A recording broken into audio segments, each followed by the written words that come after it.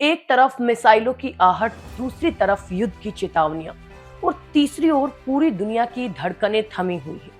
Middle east बारूद के ढेर पर खड़ा है और किसी भी पल हालात बेकाबू हो सकते हैं। ऐसे तनावपूर्ण माहौल में अचानक एक फोन कॉल होता है, सीधा भारत को। ईरान के विदेश मंत्री सैयद अब्बास अराघची ने भारतीय विदेश मंत्री डॉक्टर एस जयशंकर से संपर्क किया। ये कॉल ऐसे समय आई है जब इजराइल के हमले सुर्खियों में है, अमेरिका की सैन्य हलचल तेज हो चुकी है और युद्ध की आशंका दिन ब दिन गहराती जा रही है। सवाल यही है, क्या भारत इस संकट की शांति की आवाज बनकर उभरेगा या दुनिया एक और बड़े युद्ध की ओर बढ़ रही है? आइए जानते हैं इस खास रिपोर्ट में। नमस्कार, आप देख रहे हैं हरिभूमि टीवी। मिडिल ईस्ट में युद्ध के बादल गहराते जा रहे हैं और इसी बीच भारत ने कूटनीतिक मोर्चे पर एक अहम एंट्री की है। ईरान के विदेश मंत्री सैयद अब्बास अराघची ने अचानक भारतीय विदेश मंत्री डॉक्टर एस जयशंकर को फोन किया। ये बातचीत ऐसे वक्त हुई है जब इजराइल के हमलों की खबरें चरम पर है और पूरे क्षेत्र में तनाव अपने उच्चतम स्तर पर पहुंच चुका है। डॉक्टर जयशंकर ने खुद सोशल मीडिया प्लेटफॉर्म एक्स पर इस फोन कॉल की पुष्टि की। उन्होंने बताया कि दोनों नेताओं के बीच ईरान और उसके पड़ोसी क्षेत्रों में बिगड़ती सुरक्षा स्थिति पर गंभीर चर्चा हुई। ये कॉल इसलिए भी अहम मानी जा रही है क्योंकि ठीक एक दिन पहले अमेरिकी विदेश मंत्री मार्को रूबियो ने भी जयशंकर से फोन पर बातचीत की थी। यानी भारत इस वक्त अमेरिका और ईरान दोनों के सीधे संपर्क में है। अब सवाल उठता है कि क्या ईरान पर अमेरिका का हमला कुछ ही घंटों की बात रह गया है? रिपोर्ट्स के मुताबिक इजरायली प्रधानमंत्री का विशेष विमान उड़ान भर चुका है और कतर से अमेरिकी सेना के हटने की खबरें भी सामने आई है। कतर में स्थित अल उदेद एयरबेस मिडिल ईस्ट का सबसे बड़ा अमेरिकी सैन्य अड्डा माना जाता है। ऐसे में वहां से सैनिकों को हटाने का निर्देश कई संकेत दे रहा है।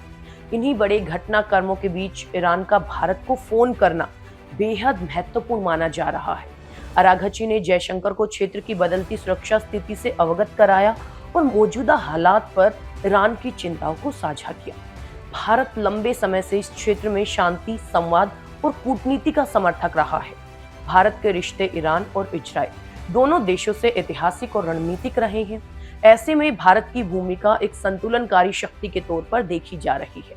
कूटनीतिक गलियारों में ये चर्चा भी तेज है कि तेहरान इस संकट के समय भारत से मध्यस्थता या कम से कम कूटनीतिक समर्थन की उम्मीद कर रहा है। जयशंकर की सलाह और भारत का संयमित रुख युद्ध को टालने और तनाव कम करने में अहम भूमिका निभा सकता है। उधर ईरान और अमेरिका के बीच तनाव खतरनाक मोड़ पर पहुंच चुका है। रिपोर्ट्स के अनुसार राष्ट्रपति डोनाल्ड ट्रंप को ईरान के 50 हाई वैल्यू सैन्य ठिकानों की एक हिट लिस्ट सौंपी गई है। इसमें ईरान की रिवॉल्यूशनरी गार्ड्स यानी आईआरजीसी के मुख्यालय और बासेस से जुड़े ठिकाने शामिल बताए जा रहे हैं। ट्रंप ने चेतावनी दी है कि अगर ईरान प्रदर्शनकारियों के खिलाफ सख्त कार्रवाई जारी रखता है तो अमेरिका बेहद कड़ा जवाब देगा। उन्होंने प्रदर्शनकारियों को ये संदेश भी दिया है कि मदद रास्ते में है। रणनीतिक मोर्चे पर भी हलचल तेज है। इजरायली प्रधानमंत्री का विमान विंग ऑफ सियोन उड़ान भर चुका है, जिसे अक्सर बड़े सैन्य फैसलों से पहले का संकेत माना जाता है।